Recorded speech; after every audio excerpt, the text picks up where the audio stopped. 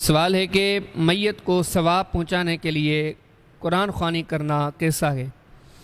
بھائی دیکھیں کہ میت کو ثواب پہنچانے کے لیے کون کون سی چیزیں مفید ہیں وہ ہمیں نبی کریم علیہ الصلوۃ والسلام نے بتلا دی ہیں، اور اللہ کے پیارے حبیب علیہ السلام نے دو قسم کی چیزیں بتائی ہیں۔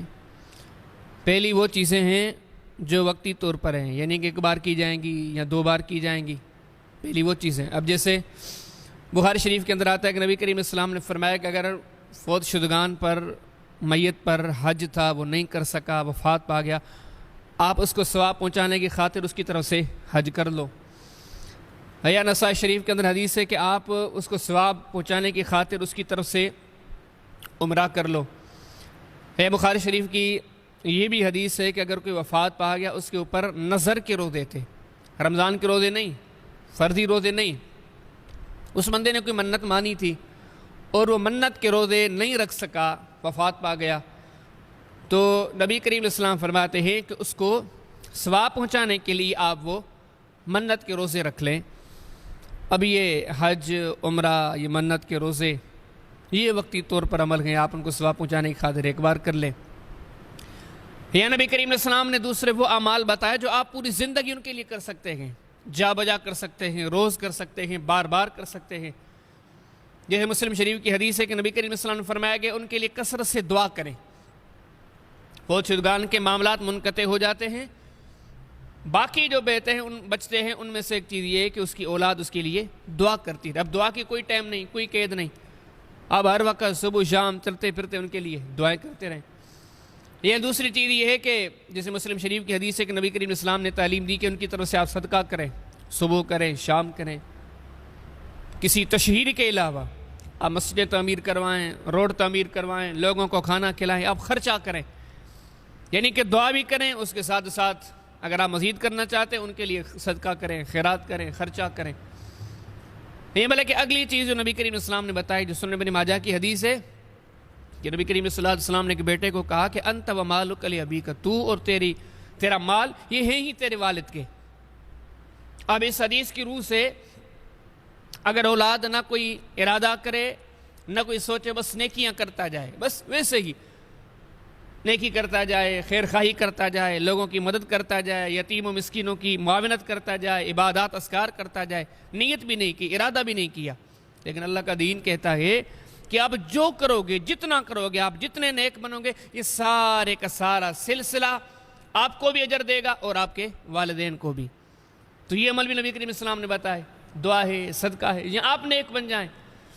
ان چیزوں کے علاوہ ہم اپنے سوال کی طرف آتے ہیں، یہ قرآن خوانی کرانا، اس چیز کی نبی کریم علیہ السلام نے کوئی تعلیم نہیں دی۔ نبی کریم علیہ السلام نے اپنی پوری زندگی میں، حتیٰ کہ کتنے عظیم لوگ، کتنے پیارے لوگ، نبی کریم علیہ السلام کے کتنے محبوب لوگ آپ سے دنیا سے بچھڑ گئے، لیکن نبی کریم صلی اللہ علیہ وسلم نے کسی کے لیے قرآن خوانی نہ کی۔ حالانکہ نبی کریم صلی اللہ علیہ وسلم وہ ذات اقدس ہیں، اگر ایک آیت بھی بطور قرآن خوانی کے پڑھ لیتے ہمیں دلیل مل جاتی، اور دوسرا یہ کہ ان کی ایک آیت بطور قرآن خوانی بھی اگر ہوتی تو وہ ہزارہا لاکھوں قرہ اور حفاظ کی قرآن خوانی سے بہتر تھی۔ لیکن نبی کریم صلی اللہ علیہ وسلم نے اپنی پاکیزہ زندگی میں، نبوت کے پورے زمانے میں کسی کے لیے قرآن خوانی نہیں کی، نہ کرنے کی تعلیم دی۔ آگے آئیں، صحابہ کرام کا زمانہ، کتنے نیکیوں کے لیے جستجو کرنے والے، کسی نیکی کو ضائع ہونے نہیں دیتے، جن کا اللہ پاک نے مقصد حیات ہی سورہ فتح کے اندر بیان فرمایا، یبتغون فضلا من اللہ ورضوانا، جن کا مقصد ہی یہ نیکی کمانا، اللہ کی رضا حاصل کرنا، کسی نیکی کو ضائع نہیں کرتے، یسارعون فی الخیرات، بھاگے رہتے ہیں نیکیوں کے پیچھے۔ یعنی کہ امت میں سب سے بڑا عظیم نیکوکار لوگوں کا طبقہ، لیکن آپ ان میں دیکھیں، ان میں سے کسی ایک نے بھی اپنے فوت شدگان کے لیے، اپنے پیاروں کے لیے نہ کبھی قرآن خوانی کی، نہ کبھی قرآن خوانی کرنے کی بات کی۔ اسی طرح آپ نیچے چلتے آئیں، تابعین کو دیکھیں، تبع تابعین کو دیکھیں، سلف صالحین کو دیکھیں، جو امت کے ہاں معروف 4 ائمہ ہیں، آپ ان کو دیکھیں، ان میں سے کسی کے زمانے میں بھی آپ قرآن خوانی نہیں پائیں گے کہ ان میں سے کسی نے فوت شدگان کے لیے، میت کے لیے کوئی قرآن خوانی کی ہو۔ ایک مومن، ایک مسلمان، ایک دین ایمان والا بندہ سوچ لے، جو لوگ کہتے ہیں قرآن خوانی نیکی ہے، میں پوچھتا ہوں وہ کیسی نیکی ہے جو نہ نبی کریم علیہ السلام نے کی، نہ صحابہ نے کی، نہ تابعین نے کی، نہ تبع تابعین نے کی، نہ سلف صالحین نے کی، نہ ائمہ اربعہ نے کی، وہ سب محروم رہ گئے۔ ہم یہ سوچتے ہیں کہ ہم نے یہ نیکی دریافت کر لی ہے لہٰذا نیکی، یہ نیکی ہو ہی نہیں سکتی۔ اگر یہ نیکی ہوتی تو یہ عظیم لوگ کیسے محروم رہتے؟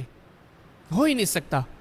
آپ کہتے ہو دین، کئی لوگ کہتے ہیں یہ دین ہے، ہمارے معاشرے میں ان چیزوں کو دین سمجھا جاتا ہے، قرآن خوانی کو دین سمجھا جاتا ہے، اجر کا کام، ثواب کا کام۔ میں سوال پوچھتا ہوں یہ کیسا دین ہے؟ اب اس کو دین میں شامل کرتے ہو، یہ دین ہے، یہ کیس؟ نہ نبی کریم علیہ السلام نے اس پر عمل کیا، نہ صحابہ نے، نہ تابعین نے، نہ تبع تابعین نے، کسی ائمہ میں سے کسی امام نے نہیں۔ یہ تو سلف کے زمانے میں یہ چیز ملتی نہیں۔ یہاں آپ یہ کہو کہ ان کو پتہ نہیں تھا، ہم کو پتہ چل گیا ہے، وہ دریافت نہ کر سکے، ہم نے دریافت کیا ہے۔ یہاں آپ ایسے کہو کہ اس زمانے میں دین مکمل نہیں تھا، اب ہم نے آ کے دین مکمل کیا ہے۔ یہاں آپ یہ کہو کہ وہ اپنے فوت شدگان کے خیر خواہ نہیں تھے، ہم زیادہ خیر خواہ ہیں، ہم زیادہ ہمدردی رکھتے ہیں۔ تو ان میں سے کوئی بھی بات عقل والی نہیں، ایمان والی نہیں۔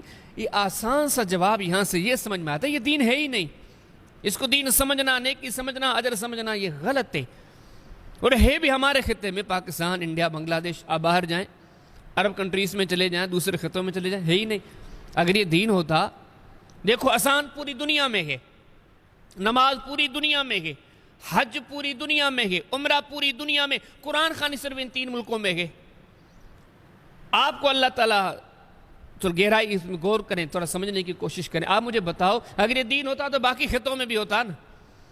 یہ کیسے ہے کہ جہاں دین آیا، جہاں پہ نبی کریم علیہ السلام آئے، جہاں پہ مکہ ہے، جہاں پہ قرآن اترا، ان خطوں میں اس کا نام و نشان ہی نہیں ہے، ہمارے ہاں یہ چیز۔ تو بھائی یہ ساری چیزیں مجھے اور آپ کو اس چیز کی طرف متوجہ کرتی ہیں، اللہ کے بندو، دین اللہ کی امانت ہے، دین نبی کریم علیہ السلام کی دی ہوئی شریعت کا نام ہے، نیکی نبی کریم علیہ السلام کی بتلائی ہوئی شریعت کا نام ہے، اس میں کہیں بھی قرآن خوانی کا ثبوت نہیں ملتا۔ تو کیا معلوم ہوا؟ یہ چیز دین نہیں ہے، نیکی نہیں ہے، شریعت نہیں ہے، ہم نے اس کو دین میں شامل کیا ہے۔ اب کئی لوگ ہوتے ہیں، اب دیکھتے جائیں، جو اللہ کے بندے اس غلط فہمی میں مبتلا ہیں، وہ پھر اس کو ثابت کرنے کے لیے کیا کرتے ہیں؟ یہ جو شروع میں نے آپ کے سامنے دلائل ذکر کیے نا، وہ ذکر کر کے کہتے ہیں ان سے قرآن خوانی کا ثبوت ہے۔ نبی کریم صلی اللہ علیہ وسلم نے حج کی تعلیم دی ہے، عمرے کی تعلیم دی ہے، نبی کریم صلی اللہ علیہ وسلم نے صدقہ کی تعلیم دی ہے۔ بھائی ان دلائل سے قرآن خوانی کہاں ثابت ہوتی ہے؟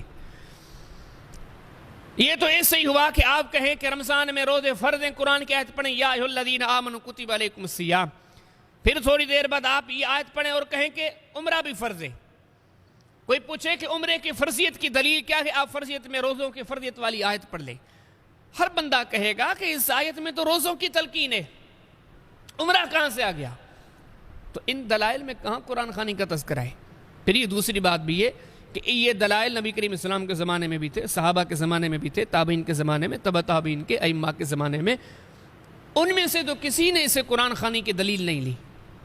اگر آپ ان دلائل سے قرآن خوانی کی دلیل لیتے ہو، کیا مقصد کیا ہے؟ ان میں سے کسی کوئی چیز سمجھ میں نہیں آئی، ان میں سے کوئی اس چیز کو سمجھ نہیں سکا، آپ سمجھے گے تو یہ دلیل دی جاتی ہے۔ یہ عام طور پر کہا جاتا ہے کہ اس میں کیا حرج ہے؟ اگر 10-20 بچے بیٹھے ہیں اور قرآن کے پارے پڑھ رہے ہیں میت کو ثواب پہنچانے کے لیے، لوگ کہتے ہیں اس میں کیا حرج ہے؟ اور اللہ کے بندو، آپ کے کہنے میں تو حرج نہیں ہے، لیکن جس پر شریعت نازل ہوئی ہے وہ کہتے ہیں کہ اس میں بہت بڑی حرج ہے۔ وہ جو مسلم شریف کی حدیث ہے، نبی کریم صلی اللہ علیہ وسلم فرماتے ہیں شر الامور محدثاتها، دین میں کوئی نیا کام کرو گے آپ بھلے کو اس میں کوئی حرج نہیں، لیکن نبی کریم صلی اللہ علیہ وسلم فرماتے ہیں یہ اللہ کی نظر میں بدترین کام ہے، آپ بھلے کو اس میں کوئی حرج نہیں، لیکن آپ دین میں کوئی بھی نئی چیز ڈالو گے اللہ کی نظر میں یہ غلیظ ترین، ناپاک ترین چیز ہے، جس کے نتیجے میں آپ مجرم ہیں، تو اس کی کوئی گنجائش نہیں۔ اچھا بعض لوگ کہتے ہیں دیکھو نا، یہ ساری چیزیں قرآن کو چھوڑنے کی وجہ سے، نبی کریم علیہ السلام کی سنت کو، صحابہ کرام کے نقش قدم کو چھوڑنے کی وجہ سے لوگ جو عقل کے گھوڑوں پہ سوار ہو جاتے ہیں نا، ان کے ایسے ہی دلائل ہوتے ہیں، یہ چیز نہیں بنی تو وہ چیز بنا دی، وہ چیز نہیں بنی تو وہ چیز بنا دی، پھر آخر میں کئی لوگ کہہ دیتے ہیں، وہ کہتے ہیں کہ ٹھیک ہے بھلا ثواب نہیں ملے گا، گناہ بھی تو نہیں ملے گا، کوئی برا کام تھوڑی کر رہے ہیں، قرآن پڑھ رہے ہیں، پارے لے کے آئے ہیں، وہ قاری صاحب آئے ہیں، بچوں کے ساتھ آئے ہیں، ماشاءاللہ قرآن کی تلاوت ہو رہی ہے، اور بڑا زیادہ سے زیادہ ثواب نہیں ملے گا بھائی، ثواب نہیں ملے گا لیکن گناہ ہوگا، کیونکہ آپ اللہ کے دین میں کیوں ایسی چیز ڈال لگے گے؟ کیا کسی کو اجازت ہے کہ دین اس درخت کی طرح ہے کہ اس میں ہر جڑ میں کوئی نہ کوئی پیوند کاری کی جائے؟ یا تو یہ کہو کہ دین نبی کریم صلی اللہ علیہ وسلم کے زمانے میں مکمل ہو گیا، بس اس میں کسی چیز کی اضافے کی اجازت نہیں جو نبی کریم صلی اللہ علیہ وسلم نے تعلیم دی ہے، یا یہ کہو کہ ٹھیک ہے دین میں جو چیز آئے عقل کے زور پر داخل کرتے جاؤ۔ آپ کہتے ہو کہ ثواب نہیں ملے گا تو گناہ بھی نہیں، بھائی گناہ ملے گا، ثواب نہیں ملے گا لیکن گناہ ضرور ملے گا۔ یہ ایسے ہی ہے، اذان آتی ہے، اذان میں ہم کیا کہتے ہیں؟ اللہ اکبر اللہ اکبر اللہ اکبر اللہ اکبر۔ اللہ اکبر کتنی بار کہتے ہیں؟ 4 بار۔ لیکن آپ کے محلے کا مؤذن کہے کہ میں آج سے 8 بار کہوں گا، ذکر کر رہا ہوں، بڑھا رہا ہوں، 4 کلمات اور اضافی اس میں ڈال رہا ہوں، ایمان سے مجھے بتاؤ، اللہ سے ڈر کر، اسے ثواب ملے گا گناہ ملے گا؟ گناہ ملے گا۔ کیوں گناہ ملے گا؟ اس نے تو نیکی کی ہے، اس نے تو 4 کے بجائے 8 بار اللہ اکبر کہا ہے، اور ہر جملے میں اللہ کی کبریائی بیان کی ہے۔ آپ بولو گے اس لیے گناہ ملے گا کہ اس نے دین میں اضافہ کیا ہے، تو اللہ کے بندے جب مؤذن 4 بار اللہ اکبر بڑھا دے تو اضافہ ہے، آپ اتنی بڑی نشست سجا کے پارے پڑھ رہے ہو، یہ اضافہ نہیں ہے۔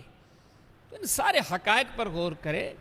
سب سے زیادہ جو مربی بڑے شفیق محسن دے محمد کریم صلی اللہ علیہ وسلم ہمارے بھی خیر خواہ ہیں، ہمارے فوت شدگان کے بھی خیر خواہ ہیں، ہمارے میتوں کے بھی خیر خواہ ہیں۔ انہوں نے ہمیں خیر خواہی کرتے ہوئے میتوں کو فائدہ پہنچانے والی چیزیں بتا دی ہیں، اور جس میں قرآن خوانی ہے ہی نہیں۔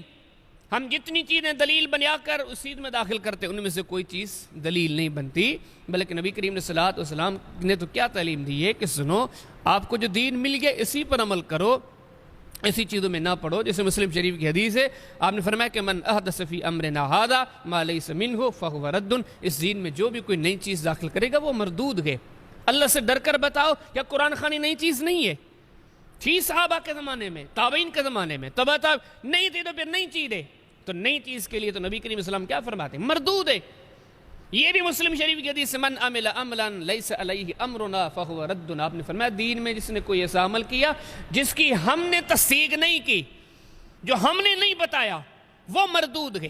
آپ کسی بھی جماعت سے تعلق رکھتے ہو، اللہ سے ڈر کر مجھے بتاؤ، حدیث کہتی ہے، نبی کریم علیہ السلام کہتے ہیں، جو بھی ایسا عمل کرو گے جو ہم نے نہ سکھلایا ہوگا وہ مردود ہے۔ مجھے بتاؤ قرآن خوانی نبی کریم علیہ السلام نے سکھلائی ہے؟